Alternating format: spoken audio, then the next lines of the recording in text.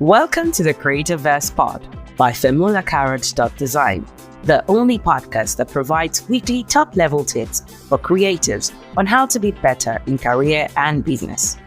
Join our host, Oluwafemi and other creative minds as they share from their wealth of experience in this ever-changing space. Yeah, the episode everyone has been waiting for, including myself. The episode that talks about money, the episode that talks about the reward after a lot of work. And it's the episode of money and pricing. So in this episode, we're just going to be basically talking about pricing yourself as a creative, diving deep into the 3 models of pricing as a creative. We made an Instagram post about a couple of months ago, and this post clearly states that money is a topic that usually seems like a love-hate relationship for many people. People just don't want to talk about it because they don't want to be perceived as lovers of money.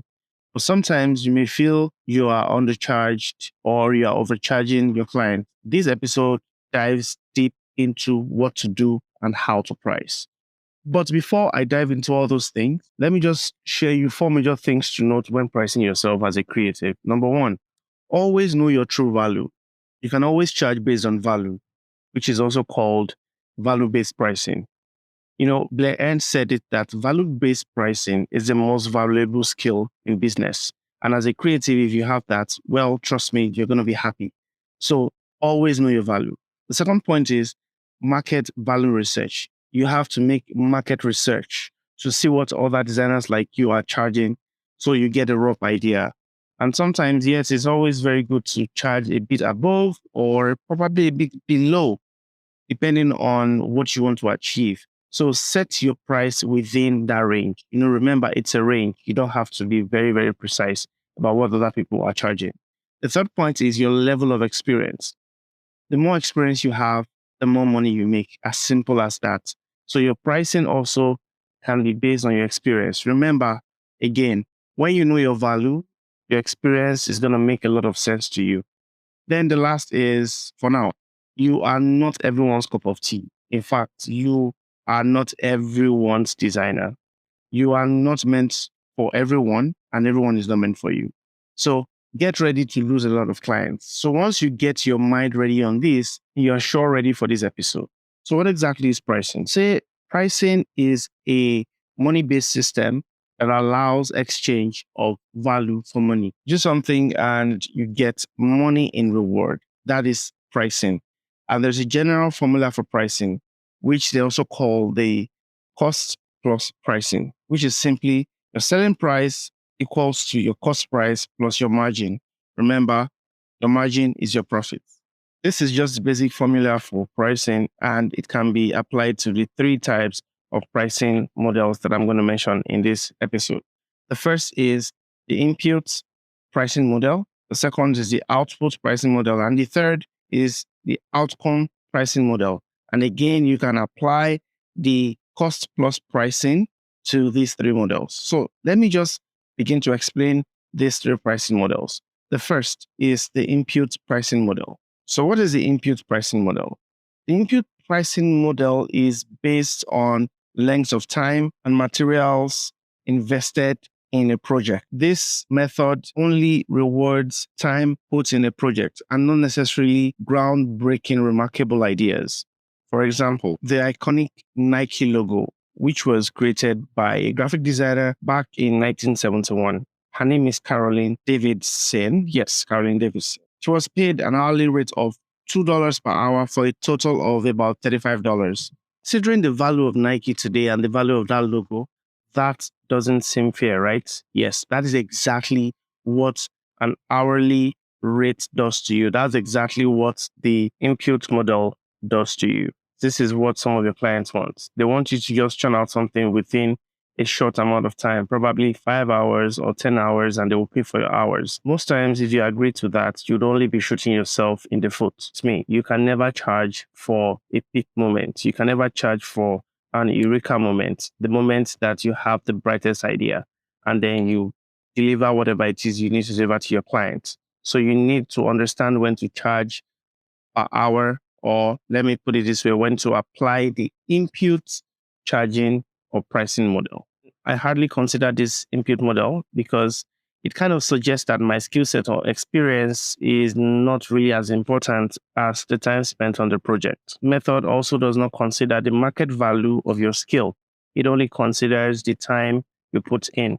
So, and trust me, your clients will not want you to put more than speculated amount of time because they would also feel that you are trying to cheat them.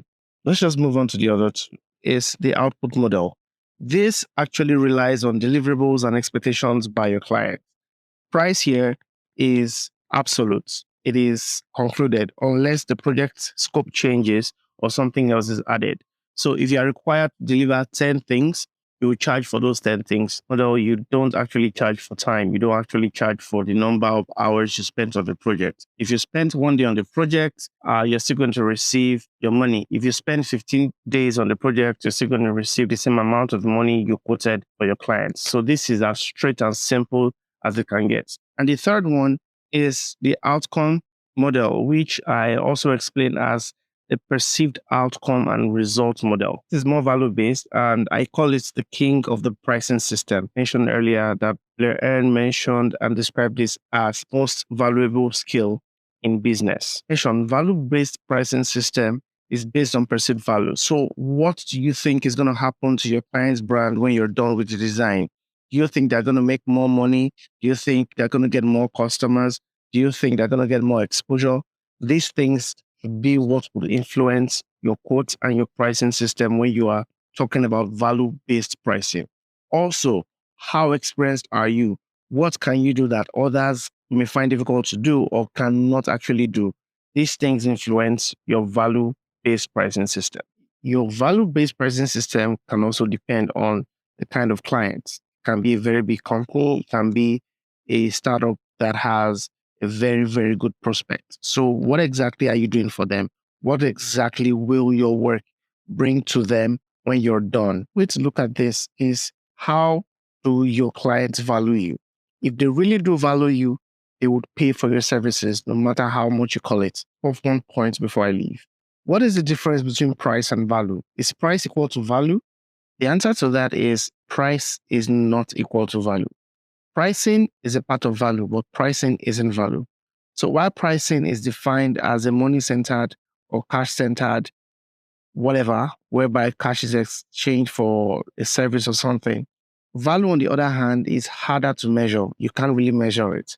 It is how useful something is to someone, and value is relative from people to people, or how useful someone is to someone, or how useful your service is to your client. Value is dependent on individual. So also your value-based pricing system depends on yourself, and it also depends on your client. How do you perceive your client? How do you perceive the value you give to them or the service you give to them? And on their own side, how do they perceive you, and how do they also perceive the service and the products in which you are offering them? These things influence how much they are going to pay you for your services. Let me just conclude on this note that one thing that will greatly influence your pricing is your value. And one thing that would greatly influence your value is your experience and your expertise. So I would say keep getting better and your value begins to increase. Not to worry, in another episode, we'll be talking about value and we'll be diving deep into value. Thank you for joining on this beautiful episode again. See you in the next. Bye. We appreciate you joining us for this episode. Be sure to rate, review, and subscribe to the channel. Also visit femulacarrot.design for more info and access to resources that will help you reach your desired goals in career and business. That's femulacarrot.design. Until next time, stay creative.